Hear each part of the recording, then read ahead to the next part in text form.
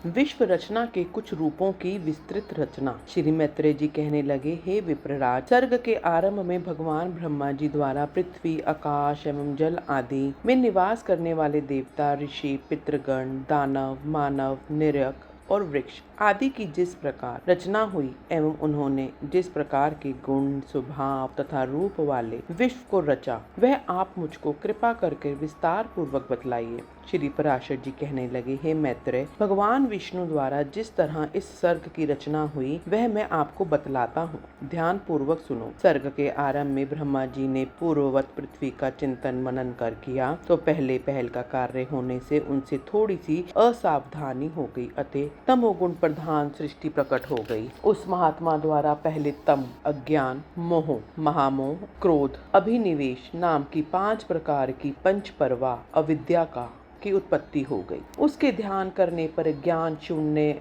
अंदर बाहर से तमोयुक्त तथा जड़ नगादि वृक्ष, गुल्म, लता, विरुत, तृण नामक 5 तरह का सर्ग उत्पन्न हुआ। क्योंकि यह वाराह जी द्वारा सर्वप्रथम स्थापित हुआ था, इसलिए नाग आदि को मुख्य कहा गया है, अतः यह सर्ग भी कहलाया जाता है। फिर भगवान श्री ब्रह्मा जी ने अन्य सर्ग का ध्यान किया तो निर्यक स्त्रोत नामक सृष्टि उत्पन्न हुई। यह सर्ग हवा की तरह तिरछा चलता है, इसलिए यह निर्यक स्त्रोत कहलाया जाता है। यह पशु पक्षी आदि नाम से ख्याति प्राप्त है तथा अवलंबन करने वाले तथा विपरीत ज्ञान को ही वास्तविक ज्ञान मानने वाले 28 बंधों द्वारा युक्त आंतरिक सुख आदि को ही पूर्ण प्रकार से समझने वाले तथा दूसरे स्वभाव को न जानने वाले हुआ करते हैं। उस सर्ग को भी असाधक समझ फिर चिंतन करने के पश्चात एक अन्य सर्ग उत्पन्न हुआ जिसका नाम उदर्व स्त्रोत है। वह ऊपर के लोकों में वास करने लगा। वे उदर्व स्त्रोत सृष्टि में उत्पन्न होने वाले जीव विषय सुख के प्रेमी, आंतरिक और ब्रह्म ज्ञान मंडित थे।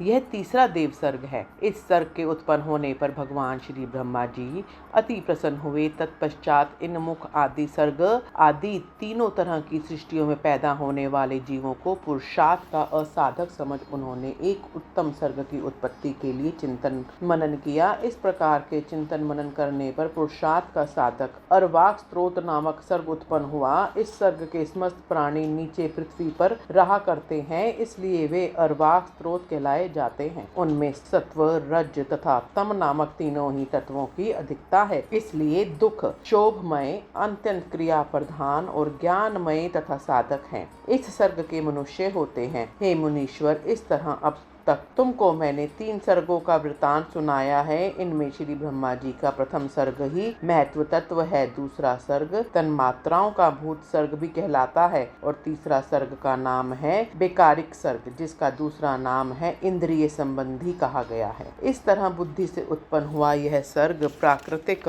नाम वाला है। चौथा मुख्य सर्ग के अंतर्गत पहाड़, वृक्ष आदि स्थावर हैं। 5वां सर्ग जो तिर्यक स्त्रोत्र है उसे कीट पतंग आदि योनि कहा जाता है। 6वां सर्ग उदर्व स्त्रोताओं का है, वह देव सर्ग भी कहलाया जाता है। 7वां सर्ग अवाक श्रोताओं का है, वही मानव सर्ग है। 8वें सर्ग का नाम अनुग्रह सर्ग है, वह तामसिक और सात्विक है। ये 5 सर्ग तो विकारी सर्ग हैं एवं पहले 3 प्राकृतिक सर्ग कहलाए जाते हैं। 9वें सर्ग का नाम है कोमार्ग सर्ग जो प्राकृत है और विकारी भी है। इस तरह प्राकृत और विकृत नामों से सृष्टि रचना में प्रवृत्त हुए जगदीश्वर प्रजापति के 9 मूलभूत सर्ग मैंने तुमको बतलाए हैं। अब और क्या जानना चाहते हो कहो। श्री मैत्रेय जी ने बोले, हे मुनीश्वर, आपने अब तक अपने मुखारविंद से देवादिकों के सर्गों का सूक्ष्म वर्णन किया है। अब कृपा करके इनको विस्तार से सुनाने का कष्ट कीजिए। श्री पराशर जी कहने लगे, हे मैत्रेय, सब प्रजागण अपने पहले काल के शुभ अशुभ कर्मों से युक्त हैं, अतः प्रलय काल में घुल मिल जाने पर ही वे उनके कर्मों के संस्कारों से स्वतंत्र नहीं होते। हे श्रेष्ठ ब्राह्मण, श्री ब्रह्मा जी के सृष्टि कार्य में लग जाने पर देवताओं से लेकर चराचर तक 4 प्रकार की सृष्टि हुई है, वह सिर्फ मनोमय थी।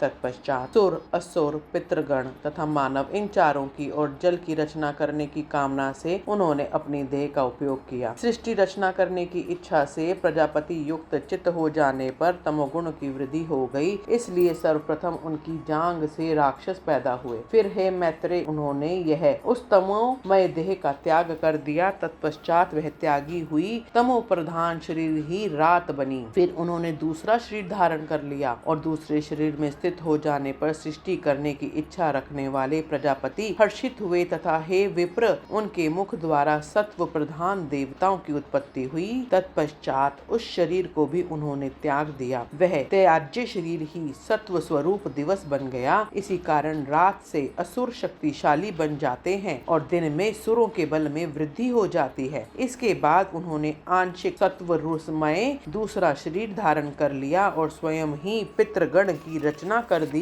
पितृगण की रचना करके उन्होंने उस शरीर का भी त्याग कर दिया। वह त्याज्य देह संध्या बन गई। इसके पश्चात एक अन्य आंशिक रजोमय शरीर उन्होंने ग्रहण किया। विप्रश्रेष्ठ उस शरीर द्वारा रज प्रधान मानवों की उत्पत्ति हुई। तत्पश्चात प्रजापति ने उस शरीर का भी त्याग किया। वही प्रातः काल हुआ। इसलिए हे प्रियवर मैत्रेय, प्रातः काल में मनुष्य बलवान हो जाता है, सायकाल होने पर पितृगण शक्तिशाली बन जाते हैं। इस तरह रात, दिन, प्रातः काल और सायकाल ये चारों प्रभु ब्रह्मा जी के ही शरीर हैं और तीनों ही गुणों के आश्रय हैं। इसके बाद भी ब्रह्मा जी ने एक दूसरे रजमात्रा प्रधान शरीर को ग्रहण किया, जिसके द्वारा शुद्धा भूख की उत्पत्ति हुई और शुद्धा द्वारा उत्पन्न हुआ काम। तब तो भगवान प्रजापति ने अंधेरे में रहकर शुद्धा युक्त सृष्टि की रचना की। उसमें कुरूप तथा दाढ़ी मूछधारी मनुष्यों की उत्पत्ति हुई। तब वे स्वयं श्री ब्रह्मा जी को ही भक्षण करने उनकी ओर दौड़ पड़ा। उनमें से जिन जिन मनुष्यों ने यह कहा कि ऐसा करो, इनकी रक्षा करो, वे राक्षस बन गए तथा जिन जिन व्यक्तियों ने यह कहा हम भक्षण करेंगे, वे यक्ष बन गए। उनकी इस निष्ठाहीन प्रकृति को देखकर श्री ब्रह्मा जी के सिर से बाल गिर पड़े तथा फिर दोबारा उनके मस्तक पर लग गए। इस तरह ऊपर चढ़ने की वजह से सर्प कहलाने लगे और नीचे गिरने की वजह से अहि बोले जाने लगे। इसके बाद क्रोधित होकर विश्व रचयिता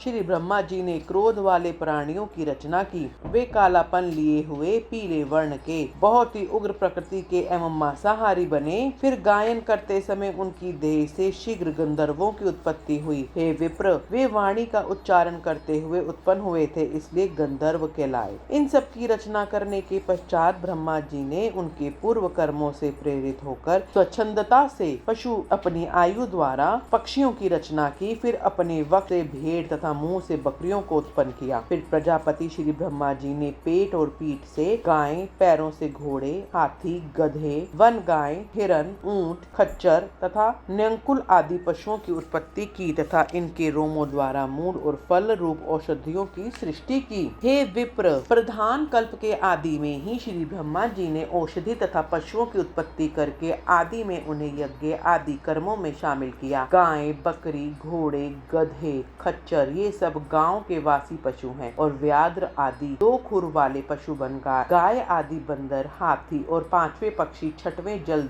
जीव तथा सातवें तरी सर्प आदि जंगली पशु हैं। इसके बाद अपने मुख से ही श्री ब्रह्मा जी ने गायत्री, त्रिक, त्रिव, सोम, रथंतर तथा अग्निशोटम यज्ञों का निर्माण किया। अपनी दक्षिण दिशा का मुख द्वारा यजु, पंचश्रोत्रम, बृहत, साम और दक्ष की रचना की। पश्चिम मुख द्वारा साम, जगती, छंद, सप्तशत्रोम, वेरूप तथा अतिरात की श्री ब्रह्मा जी ने उत्पत्ति की तथा अपने उत्तर मुख से उन्होंने अथर्व वेद, एक विष्टिस्तोतम, आर्तोर्यमाण, विराज, अनुष्टुप छंद की रचना की। इस तरह उनकी देह द्वारा ऊंच नीच प्राणी उत्पन्न हुए। श्री ब्रह्मा जी ने सुर, असुर, पितृगण तथा मानव की रचना करने के बाद कल्प के आरंभिक काल में यक्ष, पिशाच, गंधर्व, अप्सरागण, मनुष्य, किन्नर, राक्षस, पशु, मृग तथा सर्प आदि समस्त नित्य तथा अनित्य चराचर संसार की रचना की। उनमें से जिसके जैसे जैसे पूर्व कल्पों में कर्म थे, बार बार रचना होने पर उनका कहीं उन्हीं में फिर कर्म योग हो जाता है। उस समय हिंसा, अहिंसा, मृदुलता, कठोरता, सत्य, मिथ्या,